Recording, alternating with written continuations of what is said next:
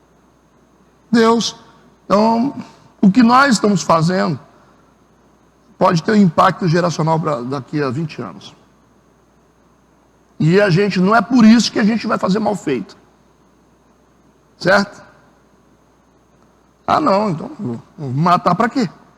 Vou me matar para quê? Hoje nós estamos aqui, boa parte seria mais de 50%, né? Uma pequena parte que ajuda no sítio, está carregando massa, está trabalhando, está limpando, está cuidando, para gerações futuras, Fabinho, chegar e falar assim, isso aqui fomos nós que fizemos. Não lembro nem que você existe. Isso aqui é fruto do nosso trabalho. Você fala, como assim? Você não botou um tijolo? Aí você vai ver as gerações lá no futuro que vão ver que lá pronto, vai falar, tá vendo aí, ó?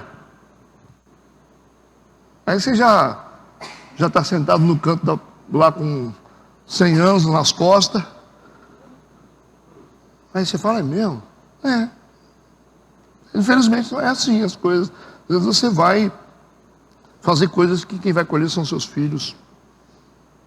Você tem que aceitar isso. Você tem que aceitar isso. E você não tem que desistir por causa disso. Isso é maturidade espiritual. Porque quando você pega para fazer as coisas achando que você tem que usufruir de tudo, isso não é visão espiritual, gente. Às vezes você faz as coisas se importando que você está fazendo para Deus. E se é a próxima geração que vai colher, não tem problema, importa que eu estou fazendo para Deus. Então é no fazer, é essa relação. Por isso que eu digo, para Deus o fim não é tão importante, mas sim o processo. Moisés não fez. E fez muito. E Moisés entrou? Não. Moisés não entrou, cara. Não entrou. O ponto mais legal aqui na distribuição das terras, que o Josué ele está saindo da história. Ele só lutou. O Moisés instruiu, o Josué lutou. Josué só trabalhou na espada, vocês não perceberam isso? Só na espada o tempo todo. E o Moisés lá atrás, trabalhando de outra forma. E a turma da frente agora, que vai chegar, vai colher tudo aí e tal. Essa é uma visão espiritual, né, de herança. Então o povo de Israel precisa entender isso aqui, né, que esse aspecto de Deus como um Deus de gerações, o que estamos fazendo hoje, pode ter os seus frutos só no futuro. Se Deus quiser que seja agora, seja. Mas talvez estamos fazendo algo muito grande, que só vão saber daqui a 10, 20 anos. Certo? O povo de Israel, durante os mais de 400 anos, que você vai ver na Bíblia, que eles ficaram 400 anos, em outra parte da Bíblia vocês vão ver que eles ficaram 430 anos. A gente estudou isso já, tem explicações para isso, porque essa variação está de tempo, mas é importante saber, entre 400 e 430 anos foi o tempo que a nação de Israel eles ficaram prisioneiros no Egito. Certo? E interessante que durante esses anos todos, que 430 anos, dá 4 gerações, mais ou menos, né? Até um pouco mais, né? Quase 5 gerações. Opa! Prisioneiros. A média nossa de vida, que a Bíblia fala, 70, 80 anos de idade. Então nós temos um pouco mais de 4 gerações. E é muito tempo. Deus visita a iniquidade dos homens, não é? Da primeira até a 4ª geração. Mas faz misericórdia por 1000 anos. Então tem gente que vai colher coisas daqui a 1000 anos que você plantou, Renato. Não é? Aí o cara está bem lá, com a igreja bonita, tranquilo, prosperando, ou com coisas grandes fazendo, resultado de alguém que plantou lá atrás. Por isso que é importante a gente entender o nosso papel na história. Durante esses mais de 400 anos no Egito, ninguém conhecia a Deus completamente. Você imagina isso? Ninguém conhecia a Deus completamente. Quem conheceu a Deus foram os patriarcas. Eles conheciam a Deus. Também Abraão foi amigo de Deus. Mas os outros não tinham essa intimidade, então ninguém conhecia Deus. saiu da fase de Abraão, Isaac, olha lá, Jacó, entra numa geração que não conhece a Deus. Não tem mais intimidade com Deus, são cativos. Essa é a marca de um povo que não tem intimidade com Deus. Cativo.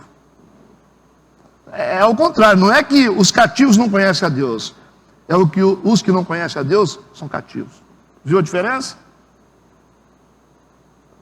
Então lá, como é que eles conheciam a Deus? Deus é Deus de Abraão, Isaac e Jacó. Eram os caras que tiveram intimidade com Deus. Eles só sabiam isso. Quem é Deus? Deus é Deus. Abraão, Isaac e Jacó. A relação dos patriarcas com Deus foi uma relação íntima e própria deles. Eles desenvolveram isso. Abraão foi o pai da fé. Certo? Os seus descendentes aprenderam isso. Porque Deus disse para Abraão: eu vou te abençoar. Eu vou abençoar a sua geração. Eu vou abençoar o seu povo. Vai vir gente de você que eu vou abençoar. E por isso que Deus cuidou tão bem de Isaac e Jacó. Entenderam? Por causa da promessa de Deus a Abraão. E é por isso que Deus até hoje abençoa Israel.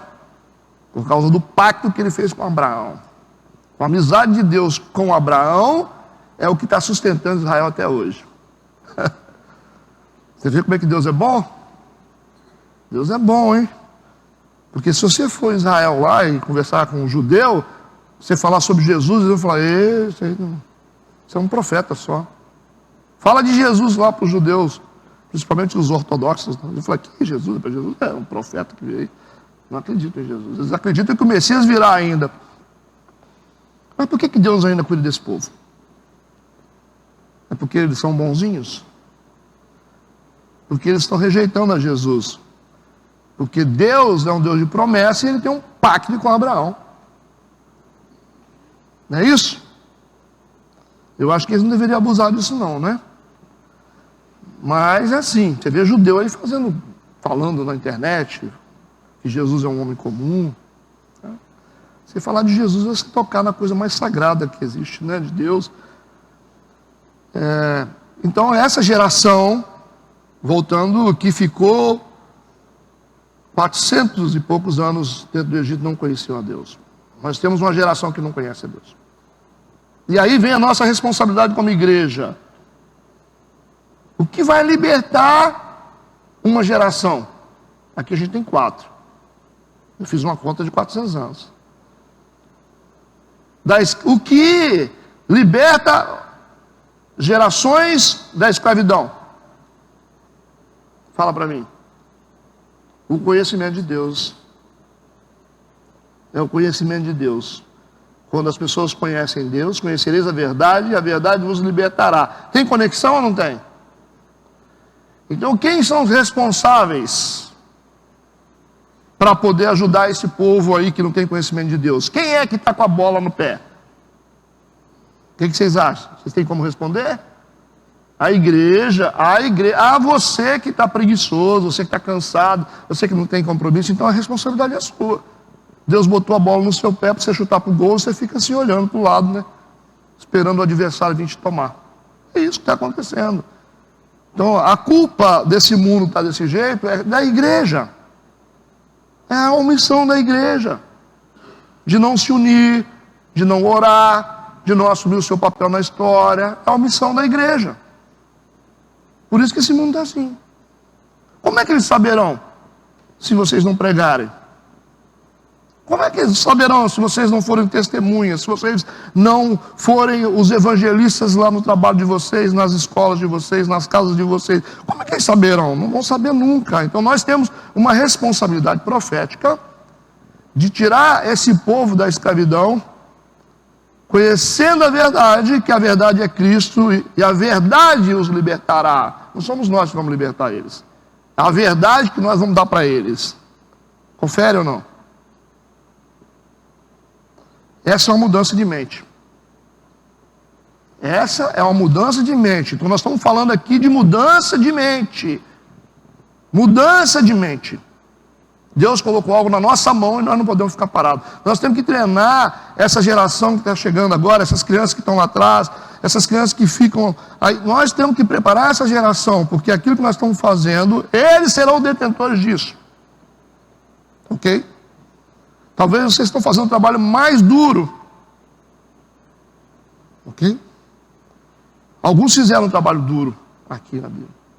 Eu acredito que Josué fez um trabalho duro de vencer os inimigos, de ter as mãos cheias de sangue durante toda a história dele. Mas nós precisamos pensar no futuro. Se a gente não tiver essa mentalidade, nós não estamos preparados para andar com Deus. Então nós temos aqui um povo aprisionado no Egito que não conheciam a Deus. Mas de repente Deus começa a libertar esse povo como? Como é que esse povo se liberta? Atraindo um pastor de ovelhas que estava lá na casa do seu sogro Jetro para uma montanha. E de repente esse Deus desconhecido aparece em forma de uma sarça ardente que queima, mas não se consome. E esse pastor de ovelhas, chamado Moisés, também não conhece a Deus. Mas ele será o libertador de uma nação que não conhece a Deus, através do conhecimento de Deus. Porque ele vai receber esse conhecimento de Deus e vai passar o conhecimento desse Deus para o povo. Esse foi o trabalho de Moisés. Quando Deus se manifesta em forma de uma sarça, ele olha para a sarça assim, que era comum as sarças pegarem fogo no deserto. Mas ele percebeu que a sarça queimava, mas não consumia. Ficava queimando o tempo todo. Aí ele, como ele era um bom, ele tinha uma cultura egípcia, né? E os egípcios achavam que podia dominar o mundo transcendental, eles se achavam deuses, que eles conheciam o mundo oculto. E Moisés foi aculturado no Egito. Estão entendendo o que eu estou falando? E a cultura mundana é a cultura de domínio do sobrenatural também. E de repente ele fala assim: eu irei para lá e saberei por que essa sarça queima e não se consome. Aí ele está dizendo assim: eu vou conhecer esse negócio aí agora. Então esse conhecimento de Moisés era o que ia libertar o povo. Se Moisés não conhecesse a Deus intimamente, o povo continuava cativo, porque Moisés era o libertador. Então ele tinha que ter um relacionamento íntimo com Deus, a ponto de falar com Deus face a face, para poder levar esse conhecimento profundo de Deus para um povo prisioneiro. Estão entendendo o raciocínio ou não? Mas ele se encheu e falou: irei para lá e saberei. Deus falou: não é assim que me conhece. A gente não sabe das coisas assim do jeito que você quer, né? Você não vai chegar aqui e vai ficar sabendo. Tanto que não sabe, que quem não sabe está preso. Os que não sabem estão prisioneiros lá. Estão no Egito. Então, Moisés, o saber não é como você pensa. Não é, né? Irei para lá e saberei como é que essa sarça queima. Porque ele era, né, culturado no Egito. Aí Deus falou: não se achegue para cá, porque o lugar que você está é terra santa. Aí ele gelou. O que Deus falou com ele? Se você passa daqui, você morre. Você está achando que você vai botar o pé aqui dentro assim? Porque aquilo que ele estava recebendo era o conhecimento para libertar o povo. E aí ele não passa, né? Você não vai vir aqui saber tudo aqui, como é que funciona o meu mundo, o mundo de Deus, né? Assim, só dando um passo aqui, irei para lá. Não. Aí Deus fala para ele: Moisés. Ele falou: eis-me aqui. Chamou ele pelo nome. Aí o Moisés está lá mesmo, né? Eis-me aqui, está lá mesmo. Ele falou: tira a sandália dos seus pés. Você não está no mundo não, irmão. Você não está onde você pensa que você está. Aqui é outro mundo, aqui é outra dimensão. Tira a sandália dos seus pés. Então, se tirar a sandália dos pés, significava muita coisa. Você vai ter que jogar essa cultura no lixo e se diminuir. Porque quem usava sandálias eram os donos, os príncipes. O escravo andava descalço. Ele falou assim: você só entra nesse reino como escravo. Você só entra nessa dimensão com humildade. Aí Deus estava culturando Moisés. Sacou? Porque ele tinha a cultura de achar que a gente consegue as coisas com poder. Né? A cultura que existe hoje no mundo. Nós temos poder, a gente manda nessa igreja. Nós dominamos tudo, né? Nós somos detentores do poder, porque nós falamos com Deus, Deus revela para nós somos donos de tudo. Então é cultura mundana, que se acessa sem humildade. Deus resiste soberbo. Já pensou se o poder desse acesso para todo mundo no mundo transcendental de Deus? Eu estava perdido. Só o cara que fala bonito, só o que tem dinheiro, só o que fez faculdade que vai conseguir acessar Deus. Então Deus está destruindo a cultura do Moisés, dizendo para ele: aqui você entra como escravo, você tem que entrar por baixo, não é por cima. Como assim? Então a via de acesso ao reino de Deus, à sabedoria de Deus, é como escravos de Deus, humildemente, como diz o Ariovaldo, né? De joelhos, né, Dudu? De joelho. O cara, mas eu sou de joelho, irmão. Mas eu sou professor de joelho também. Mas eu sou advogado de joelho também. Sou doutor de joelho. Sou empresário de joelho. Na presença do rei é de joelho. Aí entra, né? Aí o que Deus fala para ele? Eu sou o Deus dos seus pais. É isso que Deus vai falar com ele. Êxodo capítulo 3, versículo 6. Como é que Deus se apresenta para ele? Da forma como todo mundo conhecia ele. Ele vai dizer, Êxodo 3, versículo 6, disse mais: eu sou o Deus do teu pai, o Deus de Abraão, o Deus de Isaac e o Deus de Jacó. É assim que todo mundo conhecia. Só sabia disso. E Moisés, o que ele fez? Ele encobriu o seu rosto porque temeu olhar para Deus. E é daqui, desse ponto em diante, começa a relação de Deus com Moisés íntima. Aí Deus começa a se revelar para ele. Olha, o povo está prisioneiro, olha, eu vou libertar o povo. Eu tenho ouvido o clamor do povo. E Deus começa a falar para ele. O cara acessou o mundo espiritual, o mundo de Deus, tirando as sandálias. E agora ele vai conhecer um Deus que é muito maior do que o Deus de Abraão, Isaac e Jacó. Aí vocês vão ver a relação de Moisés com Deus, a ponto de falar com Deus, e Deus mudar um propósito. Deus tinha intenção de fazer uma coisa, ele falava com Deus: se eu destruir esse povo, pode riscar meu nome do livro da vida também. Se tirou o povo do Egito, só vai matar todo mundo? E Deus não matou por isso. Depois, em outro momento, ele disse: se eu tenho parte contigo, ninguém aqui vai morrer de morte natural. E Deus matou um monte de gente por causa da palavra de Moisés. O cara tem intimidade com Deus, né? Entenderam isso? O ponto importante aqui é o seguinte: essa é uma revelação que exige um posicionamento altamente sacrificial de quem a recebe. Uma revelação de que Deus é o Deus de Abraão, Isaac e Jacó. Então significa que aquilo que Deus está fazendo aqui não termina em nós. Não termina em nós. Nós estamos só fazendo uma etapa do processo dele. E a gente vai ter que fazer bem feito, mesmo sabendo disso. Vocês lembram lá, assim, só dando um exemplo, né? Não quero falar sobre esse assunto propriamente. Quando o governo passado, eles fizeram um propósito de mexer no meio ambiente, tratar o meio ambiente para as gerações futuras. Vocês viram qual a proposta do ministro, na época, Paulo Guedes, quando ele falou sobre mexer na Previdência, para que os filhos dos nossos filhos pudessem se beneficiar? Aí você fala: não queremos para agora. Não. Nós podemos tomar uma ação hoje que vai refletir daqui a 50 anos, gente. O cara que fala assim: eu vou preservar ali as árvores, né? Por quê? Eu não posso cortar uma árvore de qualquer jeito. O cara, corta a árvore, todo mundo corta. E se acabar com as árvores? O Karnal, ele fala assim, né? O Karnal de carne, né? Não é o Alexandre, não é o Karnal filósofo, não. Ele vai dizer assim: essa geração futura, vamos poluir isso tudo aí.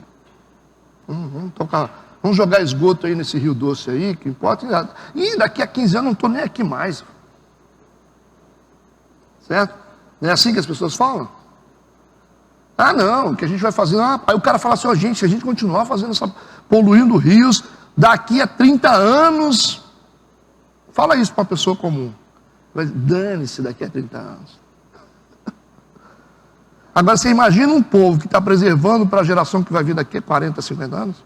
Que povo é esse? Quem é esse povo que está protegendo o meio ambiente para daqui a 50 anos? Quem é esse povo, se não o povo de Deus? Esse povo é divino, meu amigo. O cara que pensa em gerações futuras e estabelecer processos hoje, que começa agora, que vai refletir daqui a 100 anos na humanidade, esse cara é de Deus. Só Deus pode pensar geracionalmente. E só quem tem Deus pode pensar assim. Eu não quero que os meus filhos passem por isso. Por isso que eu estou cuidando disso aqui. Eu não quero que meus filhos tenham uma igreja ruim daqui a 10 anos. Eu não vou folgar agora os princípios de Deus para daqui a pouco essas crianças todas passarem aperto. É ser covarde demais, hein? O que essas crianças vão ter que enfrentar daqui a pouco? Quem é que vai estar aqui no meu lugar? Quem é que vai estar aqui na frente? Quem são? São esses meninos aí que estão correndo aí, ó. Estão comendo pipoca lá atrás. É esses meninos, gente. Não adianta vocês falar. E boa parte de nós não estaremos aqui. E são eles que vão estar aqui, ó, enfrentando esse monte de gente que vai querer implantar um monte de valor aqui dentro. Não, pode isso, pode fazer aquilo outro. Então nós temos que levar essa cultura do reino para as gerações futuras, de forma sólida. Então perceberam a responsabilidade de vocês hoje? A nossa responsabilidade hoje? E Deus vai cobrar isso da gente. Esse que é o problema. Nós vamos prestar conta de tudo que Deus colocou nas nossas mãos que a gente não cuidou. Então eu acho que você deveria gastar mais tempo e se preocupar com isso. Porque trabalhar para gerações futuras é um posicionamento altamente sacrificial. Não é fácil. E o Moisés, se ele fosse parar e pensar bem, ele ia falar assim, não. Ficar 40 anos no deserto. Moisés viveu 120 anos. 40 anos treinado no Egito, para entender o que é governo. 40 anos no deserto como pastor de ovelhas, o cara foi de um extremo para o outro. E 40 anos peregrinando. Que treinamento é esse, rapaz? Para Deus dizer para ele assim, tá vendo aquela terra lá? Aí ele olhou assim, você não vai entrar lá não. Foi isso que Deus falou com ele. Você não vai entrar. Mas 40 anos que eu estou andando atrás desse negócio. Você não vai entrar lá mais não. E morreu. E não entrou. Quem sabe de uma realidade dessa, de um Deus geracional, não quer ser crente. Então a coisa vai muito além do que a gente pensa. Nós estamos perdendo tempo com muita coisa, vocês acham que não? Tem gente que gosta do imediatismo. Imediatismo. Né?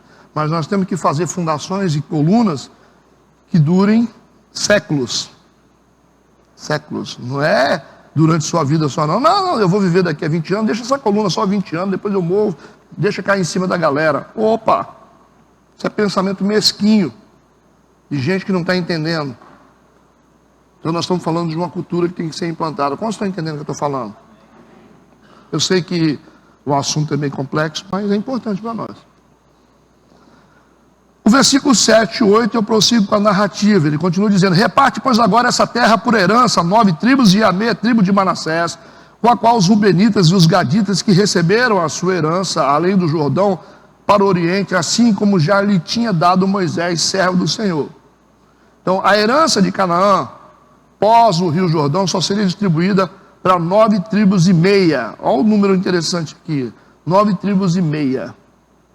Não são 12. 9 tribos e meia, né? Por que isso? Porque 2 tribos e meia. Quando antes do Jordão, as terras eram muito boas. Terra boa para gado. Então, quando eles estavam avançando, 2 tribos e meia olharam a terra assim antes do Jordão e falaram assim, não, a gente vai ficar por aqui. Essa terra é boa. Aí o Moisés falou, olha, esse negócio é complicado, hein? Antes do Jordão, eles tinham que atravessar o Jordão, após o Jordão, que começava o plano de conquista. Eles tinham que prosseguir e dominar Canaã. Só que os caras nem atravessaram o Jordão, já ficaram empolgados com a terra. E Deus não gostou disso. Deus disse, mas vocês, eu tenho um plano para vocês de todo tamanho, né? É como eu falo para vocês, o cara tem um oceano aí que é uma poça d'água, né? Aí chegaram, já começaram, antes do Jordão, já viram as terras, que não, a gente quer ficar aqui, a gente quer ficar aqui. Deus falou, não, gente, eu tenho tudo para vocês aí na frente. Aí Deus viu o pensamento deles muito pequeno. E eles falaram assim, a gente quer deixar pelo menos os nossos filhos aqui, o gado aqui, depois quando a gente chegar lá no final de Canaã, conquistar tudo, a gente pode voltar e ficar aqui? Eles falaram, vocês têm um pensamento pequeno, então fica assim. E essas 2,5 tribos é esse povo que se contentou com a poça d'água. E por isso que aqui, no versículo 7, ele está dizendo que a herança era só para 9,5 tribos, porque as 2,5 tiveram que voltar lá atrás para ficar com aquelas terrinhas básicasinhas. Porque aquilo que a gente pensa em relação ao que Deus quer dar para a gente, cuidado. Vocês entenderam o que eu falei ou não? Então eles voltaram para lá depois, conquistaram a terra, depois voltaram para aquele pontozinho lá, para ficar lá cuidando de gado, enquanto Deus tinha uma imensidão. Então assim, não se contente com um alqueire se Deus tem 2 milhões de alqueires para você. Não fica com essa ideia não, mas ele está todo feliz, porque, eu tenho 10 pessoas agora na igreja. Não precisa ficar fazendo festa, voltando na internet, né? Calma. Tem mais coisa para acontecer. Tem gente que quer aparecer na televisão, né? Porque consegue uma coisa, conseguiu um emprego, estou ganhando 3 mil agora. Aí começa a aparecer na internet, olha aqui, Deus. Calma. Tem mais coisa aí. Tá bom? Tem muita coisa para acontecer. E tem gente que gosta de contar vantagem. O cara tem 100 pessoas na igreja e quer virar patriarca. Ou não? O patriarca. Andar de carro blindado. Tem que Israel fazer turismo gospel. Como que eu vou tomar banho dessa poça de água se eu tenho um oceano? Como que eu vou baixar para lamber as águas do Jordão se Deus tem muito mais para mim? É isso que aconteceu com os homens lá do Gideão. E se prostraram diante das águas. E se renderam diante das águas do Jordão. E ali Deus falou, esse povo não serve não. Eles estão fazendo muita festa antes. Eles estão se empolgando, eles subiram no Gilete, já estão querendo fazer discurso. Foi o que aconteceu com os homens, que quando eles chegaram, eles se desmontaram diante do Jordão, começaram a lamber as águas, os outros ficaram em pé assim, bebia água, botava na boca e ficava olhando para o horizonte. Foi ali que eles foram desqualificados. Eu não estou dizendo que você não tem que celebrar as pequenas coisas. Mas tem gente que se acha muito quando não conseguiu ainda nada. Você não precisa achar que você é muito, só porque você... Diante do que Deus pode te dar, então é melhor ser humilde. Ser humilde. Se você é humilde, as possibilidades vão aumentando sempre. Se você é soberbo, sendo que você não é nada ainda, então você perdeu a batalha. Você já está reprovado nessa guerra. Entendeu o que eu falei ou não? Então esse é um problema. Esse é um problema. Versículo 9. Desde Aroer, que está à beira do ribeiro de Armon, percebe como é que está ainda, falando sobre a distribuição? E a cidade que está no meio do vale, e toda a campina de Medeba até Dibon, e todas as cidades de Sion, rei dos amorreus, que reinou em Esbom, até o termo dos filhos de Amon e Gileade, o termo dos Jesureus, os Maacateus e todo o monte Hermon, toda Bazã até Salcá, todo o reino de Og em Bazã, que reinou em Astarote e em Edrei. Este ficou do restante dos gigantes que Moisés feriu e expulsou. A gente tem a lista de distribuição das terras, bem detalhadas aqui, né? Sempre. E repetindo, Deus é um Deus de detalhes. Vamos para o versículo 13. Porém os filhos de Israel não expulsaram os jeruseus, nem os maacateus. Antes, Jesus e Maacate ficaram habitando no meio de Israel até o dia de hoje. Então, alguns povos eles não expulsaram, deixaram lá dentro. Certo? Mas por que essa não expulsão? Sob a ordenança do próprio Deus. Vamos para Juízes, capítulo 3, versículo 1 e 2. Por favor. Juízes 3, versículo 1 e 2. Essas, pois, são as nações que o Senhor deixou ficar para por elas provar Israel, a saber, a todos que não sabiam de todas as guerras de Canaã, tão somente para que as gerações dos filhos de Israel delas soubessem, para lhes ensinar a guerra, pelo menos os que dantes não sabiam delas. Então é interessante que Deus permite que alguns inimigos permaneçam na terra, para que as gerações que viriam depois aprendessem a lutar. Interessante, porque senão fica fácil, né? Então sempre Deus permite um certo nível, né, de problemas, para que a gente aprenda sempre a lutar. Isso serve para os nossos filhos, para as gerações que virão. Deus vai fazer com que esse povo de hoje lute, mas eles não vai ficar tão fácil para eles também no futuro, não. Vai ter um nível de guerra para eles também lutar. Então nós não vamos tirar todos os inimigos e deixar o tapete pronto para eles andarem. Eles vão ter que enfrentar um nível de guerra. Certo? Entenderam isso? Por isso que a gente precisa ensiná-los. Não somente a assumir coisas que nós conquistamos, mas também lutar as guerras. De vez em quando a gente tem que deixar os nossos filhos quebrar um pouco a cara e parar de proteger eles demais, porque senão a gente não aprendeu assim. Nós aprendemos assim, a gente faz uma coisa, o pai fala, não faz não, hein? A gente, não tem nada a ver, então vai. Aí você vai, se é decepcionado, aí você acaba aprendendo e desenvolvendo resistências. Né? Porque a dor faz a gente desenvolver resistência, de certa forma, né? Deveria fazer, tem gente que vai mais para baixo ainda. Mas é importante aprender com as pedradas da vida. Aprender a ter resistência. Cuidado, não entra de cabeça nisso não, que você vai sofrer. Aí você entra, daqui a pouco você sofre, aprendeu? Aprendi. É assim que a gente vai crescendo, desenvolvendo habilidade para poder lidar com a vida. Agora, se a gente blinda os nossos filhos e fala, não, deixa que eu resolvo. Não, deixa que eu resolvo. Às vezes você tem que falar assim, a professora falou um negócio comigo que eu não gostei. Você não vai lá resolver, você vai falar assim com a sua professora. Você vai lá e vai dizer para ela que você não gostou. Ok? Diga para ela assim, não gostei que você falou. Mas por quê? Porque eu não gostei. Não adianta o papai ir lá falar. Não fica fácil. Então quando você não gosta de uma coisa, você tem que aprender a falar. Porque se você colocar alguém para ficar falando, quando esse que está falando não tiver mais, você já não tem força mais. Você vai fazer o quê? Entendeu o que eu falei? Então esse é um problema. Nossos filhos precisam, experimentar um pouco também das dificuldades. Não vamos blindar 100% não, tá? Vamos blindar 100% fica difícil, não. Os guerreiros que tem aqui são guerreiros que aprenderam com a vida, ou não? Os mais fortes aqui são os que não tiveram mãozinha passando a cabeça de filho, não. Com certeza, isso aí eu não tenho dúvida. Os que mais hoje têm resistência emocional são os que não foram criados a Todd e a iogurte. Tenho certeza, absoluta.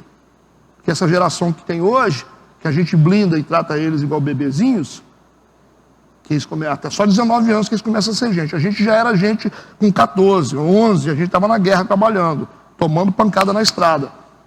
Então a gente aprendia a desenvolver força logo. Agora, os meninos, a gente tira eles de frente do computador, aquela vidinha boa e solta eles, aí eles vão para a faculdade e seguem uns cordeirinhos assim, porque não sabem nada da vida. Eles seguem um cordeirinho. E aí tem um percentual muito grande deles perderam a batalha. Foram cordeiro a vida toda. Então, tem que tomar cuidado com isso. E o que a gente está tentando fazer aqui na escola é fazer com que esses jovens não sejam cordeiros. Porque os leões estão lá, viu? Os leões estão lá. E não adianta você ficar escondendo deles não, tá? Pega novo logo e fala, você se prepara, tá? Você se prepara quando você for para a universidade, que lá a cultura é outra.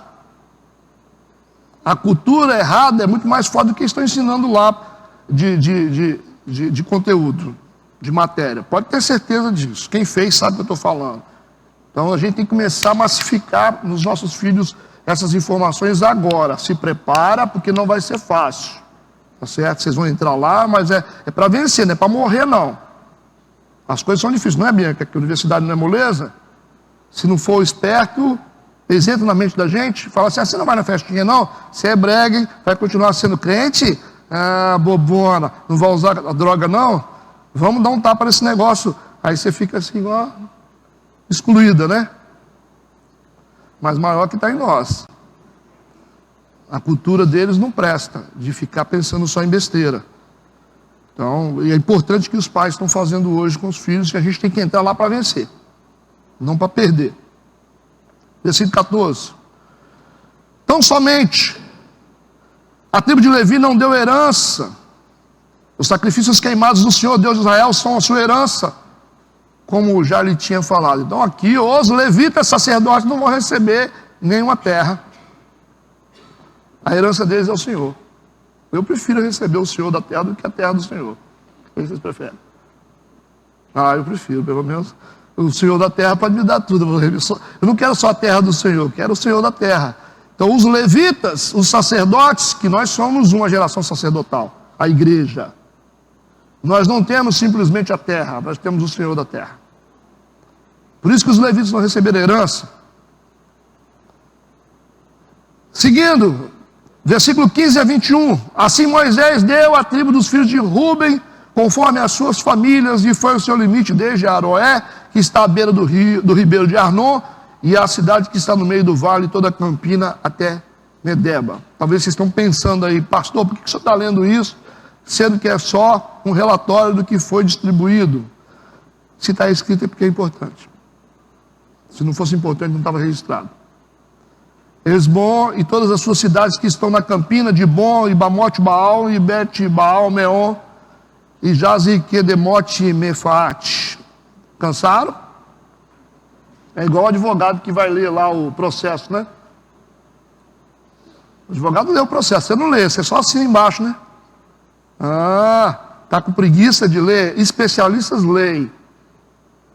Especialistas leem, não assina sem ler.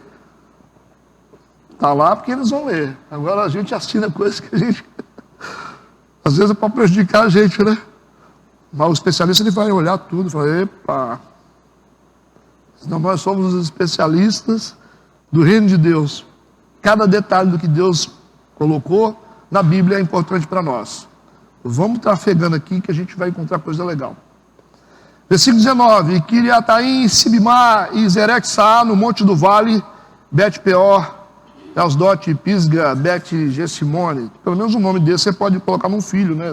Se você gostar. E todas as cidades da campina e todo o reino de Sion, rei dos amorreus, que reinou em Esbom, a quem Moisés feriu, como também aos príncipes de Midian, Evi, Requém, Zu e Ur, Reba, príncipes de Sion, moradores da terra.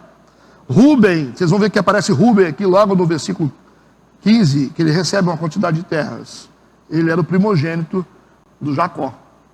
E pela lei do primogênito, ele deveria receber porção dobrada. Então, a maior quantidade de terra tinha que ser para ele. Mas não recebeu não. E aí, meu amigo, isso ficou registrado no mundo espiritual. E por isso que ele não recebeu tudo que ele tinha direito. Isso está em Gênesis 49, versículo de 1 a 4, né? Depois, se você quiser conferir, você lê lá. A porção dobrada que deveria ir para ele foi para José. E olha que a diferença de Ruben, né? José é um modelo de resistência à imoralidade. E o Ruben não. Versículo 22. Também os filhos de Israel mataram a espada a Balaão, filho de Beor, o adivinho, com os outros que por eles foram mortos. Então Balaão vocês conhecem aqui, né? É o mesmo, aquele que era o sacerdote que se vendia, né? Então, é o pastor vendido. E aqui chegou a vez dele. Que sempre chega a vez do cara que se vende. Mas pode demorar um pouco, mas chega, né?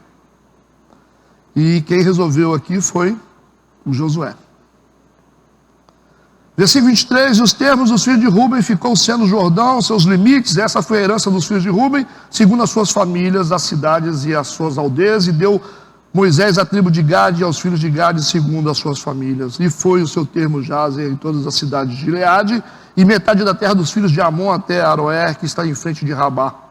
E desde Esbom até Raamate, Mispá e Betonim, e desde Amanaim até o termo de Debi, e no vale de Bet-Arã e Bet-Nirá. E Sucote de Zafon, que ficara do restante do reino de Sion, em Esbom, o Jordão e o seu termo, até a extremidade do mar de Quinerete, além do Jordão para o oriente. Esta é a herança dos filhos de Gade, segundo as suas famílias, as cidades e as suas aldeias.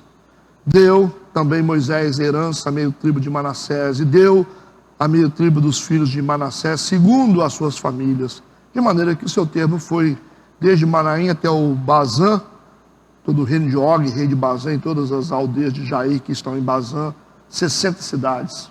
E metade de Gileade, e Astarote e Edrei, cidades do reino de Og, em Bazã, deu aos filhos de Maqui, filho de Manassés, a saber, a metade dos filhos de Maqui, segundo as suas famílias. Isto é o que Moisés repartiu em herança nas campinas de Moabe, além do Jordão, para o oriente de Jericó. Porém, a tribo de Levi, Moisés não deu herança.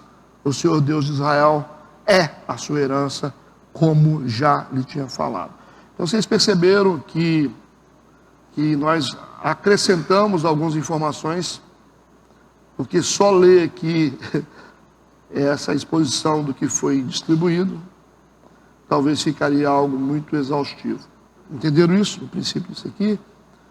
Então é isso. Nós estamos fazendo capítulo por capítulo, por isso há necessidade de não saltar nenhum capítulo, só porque a gente acha que é exaustivo. Tem um cara que está acompanhando, ele não é da nossa igreja, ele está acompanhando na internet o livro de Josué, capítulo por capítulo. Ele falou assim: o livro de Josué, pastor, tinha que ser o livro de cabeceira para todo crente. E é verdade. Ele fez um comentário muito legal, né? É um livro de cabeceira para a gente aprender sobre muita coisa grande e muita coisa importante. Ok? Nós fechamos por hoje com a minha generosidade. Nós terminamos 9h53. Alguém quer fazer algum comentário para a gente poder fechar? Obrigado pela participação das senhoras e dos senhores. Apesar do livro não ser tão chamativo, né? Esse capítulo, né? Esse capítulo especificamente. Daqui para frente é assim, tá? É só distribuição de terra. Só distribuição de terra. É só herança. Pai, obrigado por esse tempo na tua casa, na tua presença. Nos leve em paz, que tenhamos um dia abençoado, um culto sobrenatural, que tudo aconteça segundo a tua vontade. Em nome de Jesus, amém e amém.